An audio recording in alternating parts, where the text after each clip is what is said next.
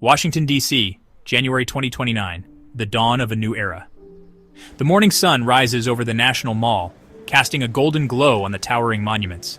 But beneath the iconic skyline, a new America has taken shape, one shaped by the policies of Project 2025, which has reshaped the federal government and redefined the nation's cultural and political landscape. Inside the White House, the Office of Presidential Personnel, now operating with unchecked authority, finalizes another round of mass firings across federal agencies.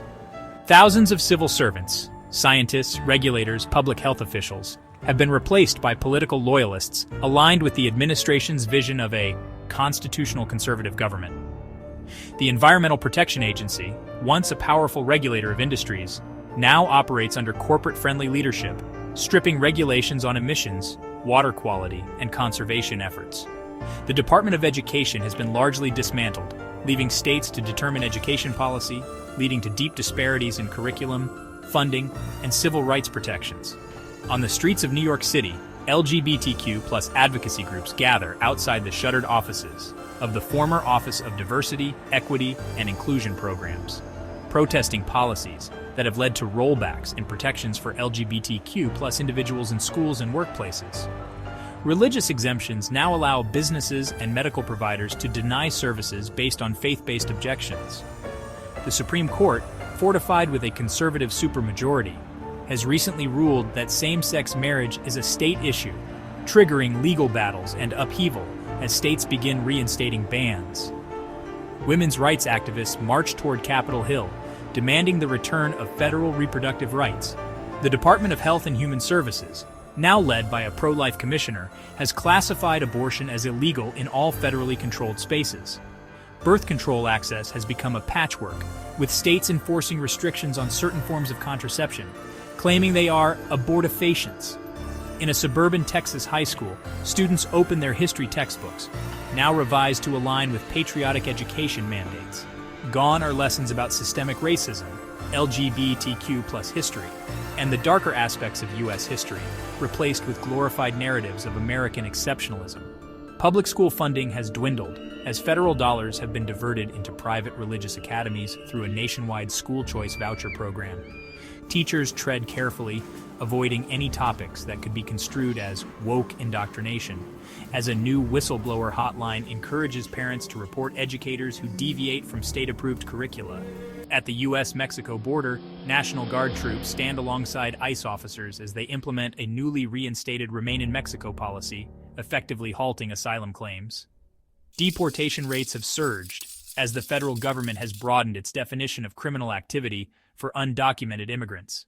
Cities like Chicago and Los Angeles, once sanctuary cities, have faced funding cuts for refusing to comply with new federal mandates that criminalize local governments, shielding immigrants from deportation. In a small town in Arizona, a legal aid center that once helped immigrants navigate the system has closed, its funding revoked under new policies that prohibit taxpayer money from aiding illegal entrants. Meanwhile, conservative media celebrates the decline in immigration numbers, attributing it to restored law and order. In Atlanta, Black Lives Matter activists gather outside City Hall, demanding accountability for the police shooting of an unarmed black teenager. But their protest is met with swift police action, empowered by expanded federal anti-protest laws that classify disruptive demonstrations as domestic terrorism. Drones circle above, tracking organizers, while facial recognition software, integrated into law enforcement databases, identifies individuals for preemptive arrests. The Justice Department, now firmly under the executive branch's control, has quietly pulled back investigations into police misconduct, citing a new focus on law and order over social justice. Civil rights groups decry the dismantling of federal oversight mechanisms, but their lawsuits languish in courts packed with judges appointed under Project 2025's long-term judicial strategy. Cable news networks broadcast in stark contrast. On one side, state-aligned conservative outlets celebrate the restoration of American values and denounce dissenters as radical leftists attempting to undermine national sovereignty. On the other, independent journalists struggle to keep their platforms online, facing new social media restrictions on disinformation, a term now used broadly to suppress dissent.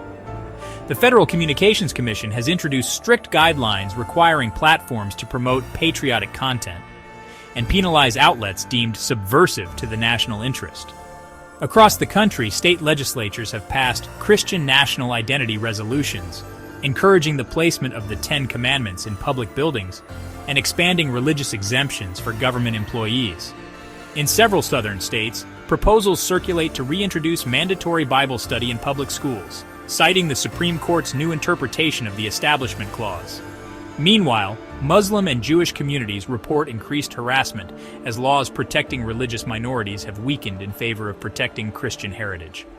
The secular neutrality that once defined government policy has eroded, replaced by an overt alignment of Christian nationalism with state power. As night falls over Washington, D.C., the city's skyline remains unchanged, but beneath the surface, America has entered an era of profound transformation. The balance of power has shifted, individual liberties have been redefined, and the nation's social fabric has been rewritten along ideological lines. The ideals of democracy and pluralism, once celebrated as pillars of the Republic, now exist in a tenuous, restructured form, one where Project 2025's vision has fully come to life. The question that remains, is this the America its citizens envisioned, or the one they allowed to be created?